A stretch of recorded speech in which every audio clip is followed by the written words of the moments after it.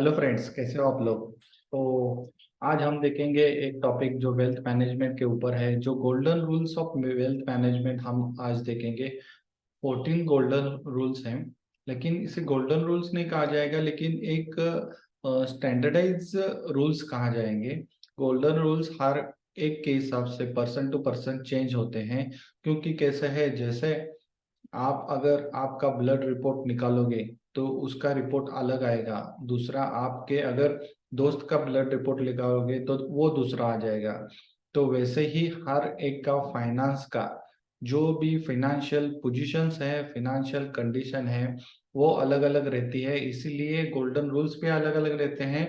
तो standardise rule मैं आपको आज बताने जा रहा हूँ। तो चलिए शुरू करते हैं ज्ञान का एक्सचेंज। मैं हूँ सी एच शहनशाह मुजव्वर, प्रैक्टिसिंग चार्टर्ड अकाउंटेंट, और आप देख रहे हैं फाइनेंस विद एसएम। तो मैं अभी एक पीडीएफ आपके साथ शेयर कर रहा हूँ। This is the golden rules of wealth management. पहला क्या है, set the clear financial goals. मतलब क्या, आपके फाइनेंशियल गोल्स जो भी हैं वो क्लियर होने चाहिए। ऐसे नहीं है कि मुझे वन वन करोड़ रुपए मिलाने हैं, 10 करोड़ रुपए मिलाने हैं, 100 करोड़ मिलाने हैं। वो कैसे मिलाने हैं, क्या करना चाहिए, वो एक आपका गोल होना चाहिए। दूसरा गोल होना चाहिए, अगर आपको कार लेना है, घर लेना है, आपके बच्चों के लिए फिनेंशियल एजुकेशन, आपका रिटायरमेंट प्लानिंग, ये सब आपको सोचना होगा। रिटायरमेंट प्लानिंग करते समय आपको रिटायरमेंट के लिए कॉर्पस कितना चाहिए। अगर बच्चों के लिए फिनेंशियल एजुकेशन, आपका बच्चा अगर हायर स्टडीज में अब्रॉड जाने वाला है तो वहाँ का खर्चा तब तब के हिसाब से, मतलब 10 साल के बाद के हिसाब से आपको अभी कैलकुलेट करना पड़ेगा। तो ये फिनेंशियल गोल रहने चाहिए। और ये कैसे रहने चाहिए, गोल स्पेसिफिक रहना चाहिए, मिजरेबल रहना चाहिए, अचीवेबल है, रिलेवेंट है और टाइम बाउंड है। मतलब ऐसे नहीं है कि मुझे अ, अगले 40 साल में 100 करोड़ रुपए मिलाने हैं। ये आपका टारगेट तो हो गया, लेकिन कैसे मिलाने हैं। आपकी सैलरी 50,000 है, आप 40 साल के बाद 100 करोड़ बोल रहे हो, वो कैसे अचीव होगा। इसका आपको पूरा पूरा प्रोसेस पता होना चाहिए। आप उस प्रोसेस के थ्रू जाना चाहिए। ऐसे ही विदाउट प्लानिंग आप बात नहीं कर सकते। दूसरा है बजट। तो आपका बजट बनाइए, आपका इनकम कितना हो रहा है, आपके खर्चे कितने हो रहे हैं, आपका सेविंग कितना हो रहा है, सेविंग का आप क्या कर रहे हो, बजट उस हिसाब से बनाइए।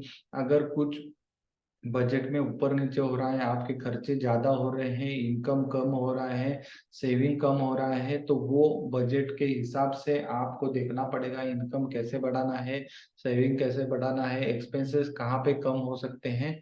तो आपको उस बारे में सोचना पड़ेगा। Building emergency fund. तो इमरजेंसी फंड 3 से 6 महीने का इमरजेंसी फंड आपके पास होना चाहिए। उससे अगर ज्यादा महीने का आपके पास कॉर्पस रहेगा तो वेल एंड गुड, लेकिन कम से कम 3 या 6 महीने जितना आपका उस महीने का, एक महीने का अगर एक्सपेंसेस आपका 1 लाख रुपए रहेगा तो 3 महीने का 3 लाख रुपए, 6 महीने का 6 लाख रुपीज, ऐसे एक्सपेंसेस रहने चाहिए। उससे ज्यादा रहेंगे तो वेल एंड गुड, क्योंकि कैसे इमरजेंसी कभी भी आ सकती है। आपके पास पैसा रहा तो आप वो इमरजेंसी को आराम से फेस कर सकते हो। आपके फिनेंशियल कंडीशन पे कोई टेंशन नहीं रहेगा, सिर्फ आपको अपने मेंटल कंडीशन को स्टेबल रखना पड़ेगा। Diversify your investment.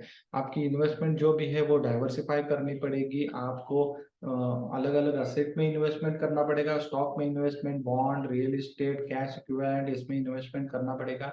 यहाँ पे बहुत जनों को ऐसे भी लगेगा कि इन्वेस्टमेंट डाइवर्सिफाई क्यों करना चाहिए।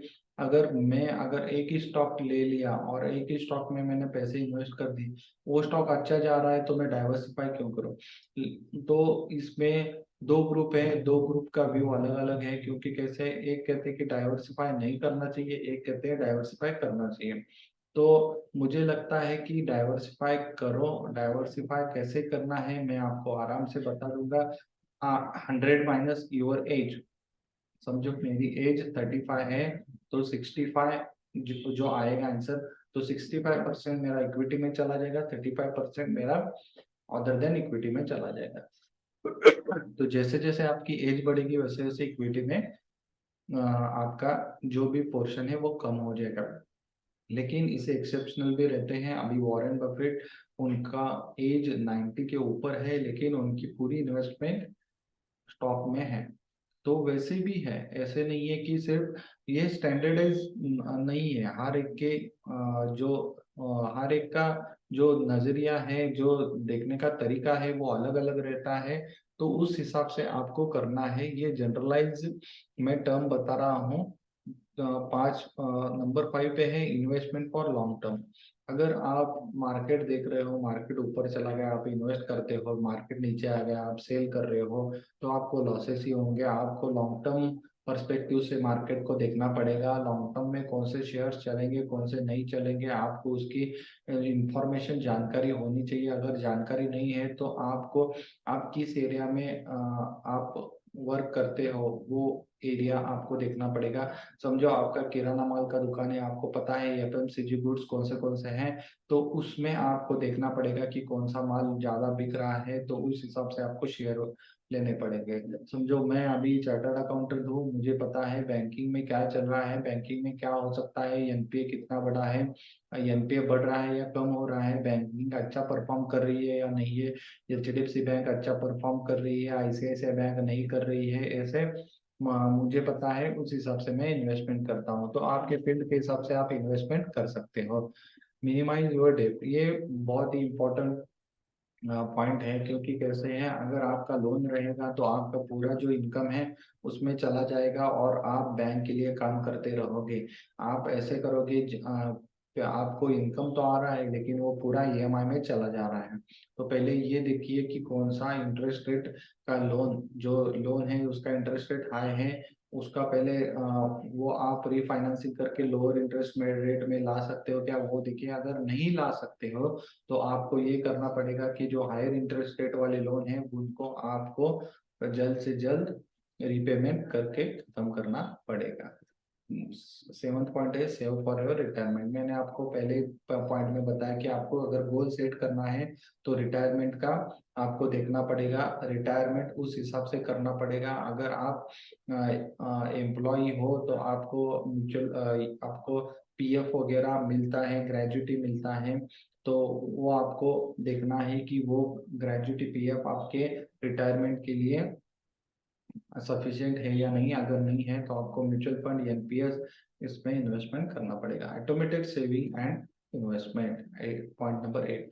तो पॉइंट नंबर 8 में ऐसे कहा है कि कैसे रहता है कि अगर मैंने म्यूचुअल फंड शुरू किया, लेकिन मैंने बताया कि हर महीने मैं खुद ब खुद 20 तारीख को इन्वेस्टमेंट करूंगा। तो 20 तारीख को, 20 सितंबर को कर दिया, 20 अक्टूबर को कर दिया, 20 नवंबर को कुछ तो इमरजेंसी काम आ गया, भूल गए। तो वैसे नहीं करना चाहिए। आपके अकाउंट में उसे मैंडेट देना है। मैंडेट में क्या रखना है कि 2 अकाउंट क्रिएट करो, एक और तीसरा अकाउंट आपका बिजनेस का अकाउंट। तो पहले अकाउंट में आपको सेविंग पूरी चली चली जानी चाहिए, और दूसरा इन्वेस्टमेंट। आपको जो जो लगने वाला है सेविंग के लिए आप ले लो, आपके खुद के पर्सनल नीड्स के लिए जो लगने वाला है उतने अमाउंट। अगर आपको समझो महीने के 50,000 रुपये लगते हैं तो 50,000 का मैंडेट दे दो, आपके बिजनेस अकाउंट से आपके 50,000 सेविंग में चले जाएंगे। इन्वेस्टमेंट में म्यूचुअल फंड के लिए आपको समझो एक 50,000 का म्यूचुअल फंड लेना है, तो हर महीने 50,000 आपके वो अकाउंट से कट हो जाएंगे। तो वो ध्यान में रखिए। Review and adjust your plan. अगर आप, हाँ, अब अभी पहले ऊपर के पहले 1 से 8 पॉइंट आपने देख लिए, लेकिन 9 पॉइंट में क्या बताया कि रिव्यू और एडजस्ट योर प्लान। तो क्या करना है, आपने प्लानिंग तो कर दिया, जब एग्जीक्यूट कर रहे होते हैं तो आपको समझ में आता है कि यहाँ पे प्लानिंग में थोड़ी गलती हो गई है, तो रिव्यू करके एडजस्ट करना पड़ेगा। कोई भी प्लान परफेक्ट नहीं होता, आपको प्लानिंग उस हिसाब से करना है, आपकी सोच के हिसाब से। लेकिन हर बात एग्जीक्यूट करते समय आप जैसे सोचते हो वैसे नहीं होता, कुछ एडजस्टमेंट करनी पड़ती है। तो आपका प्लान फ्लेक्सिबल होना चाहिए, रिजिड नहीं होना चाहिए। तो ये ध्यान में रखिए, और उस हिसाब से आपको आपका प्लान एडजस्ट करना है। Seek professional advice. तो अगर आपको इस बारे में पता नहीं है तो आपको प्रोफेशनल एडवाइस लेनी पड़ेगी। प्रोफेशनल एडवाइस लेते समय पहले उनका कितना चार्जेस हैं, फीस कितनी है, कमीशंस कितना है, वो पहले डिस्कस कर लो और उसके बाद उनसे एडवाइस ले लो। और एडवाइस लेते समय ये देखो कि वो वेल नोन है या नहीं, नॉलेजेबल है या नहीं, और उसका मार्केट में नाम है या नहीं, तो उसका एक्सपर्टाइज है या नहीं है, वो आप देख लो। और कैसे है, 11th स्टे इन्फॉर्म। अगर आपको प्रोफेशनल एडवाइस भी मिल रही है तो भी आपको मार्केट का नॉलेज होना चाहिए। पर्सनल फाइनेंस क्या है, इन्वेस्टमेंट ऑप्शंस कौन से आ रहे हैं, टैक्सेशन क्या हो रहा है, इकोनॉमी अभी कौन सी अच्छी कंट्री की इकोनॉमी चल रही है, कहाँ पे इन्वेस्टमेंट कर सकते हैं, गोल्ड क्या हो रहा है, रियल एस्टेट क्या हो रहा है, ये सब बातें आपको, इंफॉर्मेशन आपको पता होनी चाहिए। तो 12th नंबर का पॉइंट है, अगर आपने इन्वेस्टमेंट कर रहे हो, अच्छे से आपको रिटर्न मिल रहा है, रिटर्न के बाद आपको समझ में आ गया कि आपको टैक्सेस भरना है, तो उसके हिसाब से आपको टैक्स प्लानिंग पहले से ही करनी चाहिए। आप अपने कंसल्टेंट सीए से मिलो, उनसे बात करो, उनसे मीटिंग अरेंज करो। मीटिंग फोन पे सभी बातें नहीं होती, फेस टू फेस मीटिंग में बहुत सारी बातें होती हैं।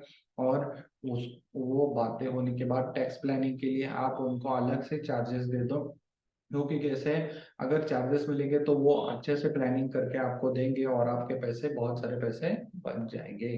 प्रोटेक्ट योर एसेट, तो आपके पास असेट है, उसका इंश्योरेंस कवरेज होना चाहिए। पहले तो आप खुद का इंश्योरेंस निकालिए, आपका हेल्थ इंश्योरेंस निकालिए, डिसेबिलिटी के लिए इंश्योरेंस निकालिए, प्रॉपर्टी के लिए इंश्योरेंस निकालिए। अगर आप बिजनेस में कुछ लॉसेस होते हैं तो उसके लिए भी इंश्योरेंस निकाल के रखिए। तो इंश्योरेंस ये रिटर्न के लिए नहीं है, इंश्योरेंस ये प्रोटेक्शन के लिए है, सिक्योरिटी के लिए है, ये ध्यान में रखिए। और लास्ट ये भी देखिए कि स्टेट प्लानिंग भी होना चाहिए। स्टेट प्लानिंग मतलब क्या, एक आपको एग्जांपल देता हूँ। जो अभी इंडिया के रिचेस्ट हैं, मुकेश अंबानी, उनके पिताजी धीरू भाई अंबानी, अचानक से उनके मौत हो गई ब्रेन हेमरेज के कारण। मौत होने के बाद आपने देखा है कि वो दोनों भाइयों में डिस्प्यूट चला और उसके बाद डिस्प्यूट रिजॉल्व होके अलग वो हो गए। लेकिन अगर धीरूभाई अंबानी जी ने, अगर सक्सेशन प्लानिंग में उन्होंने पहले ही बिल लिख के रखा होता तो ये डिस्प्यूट नहीं होता और ये नहीं होता। ये स्टेट प्लानिंग का एक पार्ट है, तो ये ध्यान में रखिए। इसीलिए मुकेश अंबानी स्टेट प्लानिंग पे बहुत ज्यादा सोच रहे हैं। कौन से लड़के के लिए, कौन से लड़की के लिए क्या प्रॉपर्टी देनी है, क्या देना है, वो सक्सेशन प्लानिंग अभी उस पे वो वर्कआउट कर रहे हैं। और ये करते समय आपको एक तो पेशेंस और डिसिप्लिन लगेगा, क्योंकि कैसे है, एक दिन में पिरामिड नहीं बनते। पिरामिड बनने के लिए बहुत साल लगते हैं और कंटिन्यूस वर्क करना पड़ता है, उसके बाद ही पिरामिड बनते हैं। मतलब क्या, कि आपको अगर अच्छे अमाउंट से वेल्थ मिलाना है, वेल्थ को कंपाउंडिंग देना है, तो उसे ग्रो करना पड़ेगा। एक दिन में झाड़ आके आपको फल नहीं मिलेंगे, आपको झाड़ आने के लिए आपको पानी देना पड़ेगा, उसे ध्यान रखना पड़ेगा, हर एनवायरनमेंट में उसे प्रोटेक्शन करना पड़ेगा। वैसे ही पैसे का रहता है, तो आपको हर एनवायरनमेंट में उसे प्रोटेक्शन करना है और उसके बाद वो अच्छा खासा ग्रो हो जाएगा और आपके लिए फल देगा। तो ये थे मेरे golden rule of wealth management. तो ये आपको रूल आज कैसे लगे मुझे बताइए, कमेंट कीजिए। अगर ये वीडियो अच्छा लगा तो शेयर कीजिए और मेरे चैनल को सब्सक्राइब कीजिए। Thank you very much.